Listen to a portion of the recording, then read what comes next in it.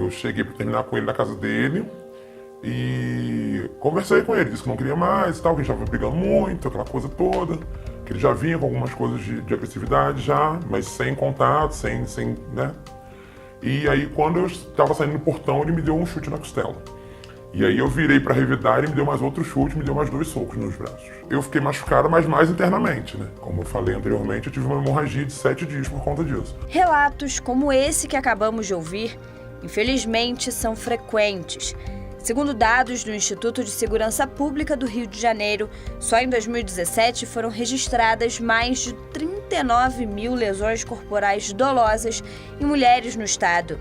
E não é só isso. As ameaças passaram de 34 mil. Foram contabilizados mais de 4 mil casos de estupro. E as tentativas de homicídio chegaram a quase 500. No primeiro ano foi tudo uma maravilha, né? Tudo perfeito, né? Palavras doces, carinhoso. E depois desse 1 ano e meio, ele bebia e começava a xingar, a falar que eu era isso, que eu era aquilo, perto dos amigos.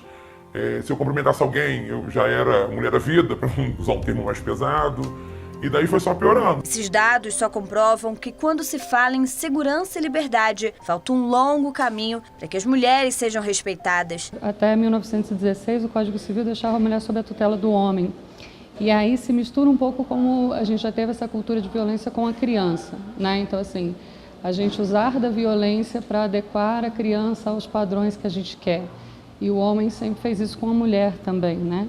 Então, infelizmente, é cultural, sim. Se ela não se enquadra socialmente naquele papel dela, ela deve ser punida. Ela era punida pelo pai, ela vai ser punida pelo seu marido, ela é punida pelo seu patrão, ela é punida pela sociedade, ela é punida por outras mulheres. Há um preconceito, inclusive, em achando que a mulher, em algumas situações, ela mereça a violência. A primeira delegacia da mulher foi inaugurada em 1985 em São Paulo.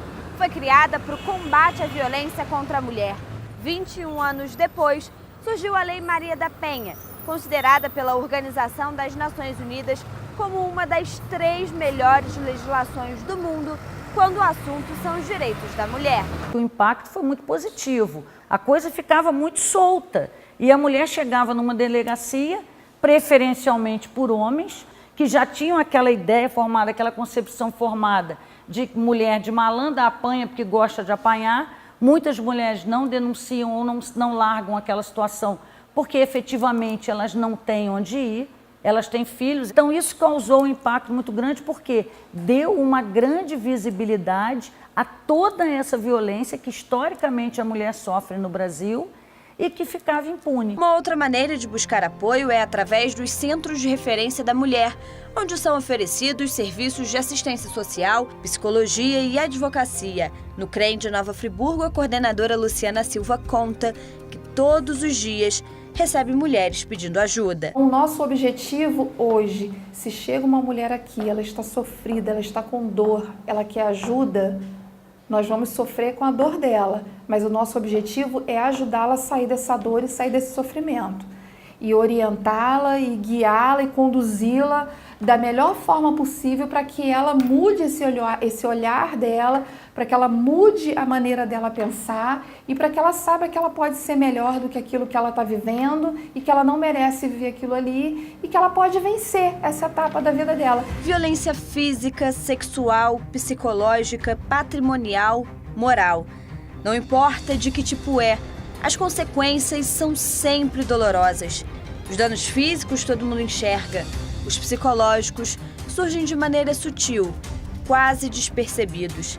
E na maioria das vezes, devastam mulheres pela vida toda. A curto prazo existe um trauma psicológico que pode afetar aquela mulher e também a família. A médio prazo ela pode desenvolver um transtorno associado, como uma depressão, ou como uma ansiedade, no sentido patológico de ansiedade, né? Aquela expectativa do marido chegar em casa e será que ele vai fazer aquele inferno de novo. E a longo prazo existe o transtorno de estresse pós-traumático, de você ter que conviver com aquela ferida mal cicatrizada, com aquela dor que não foi acolhida, que não foi tratada. Claro que existem aquelas mulheres que conseguem procurar ajuda, dar a volta por cima, superar isso, seguir em frente, mas as cicatrizes ficam. Eu nunca mais consegui me relacionar com ninguém, de namoro, desse meio tempo, né?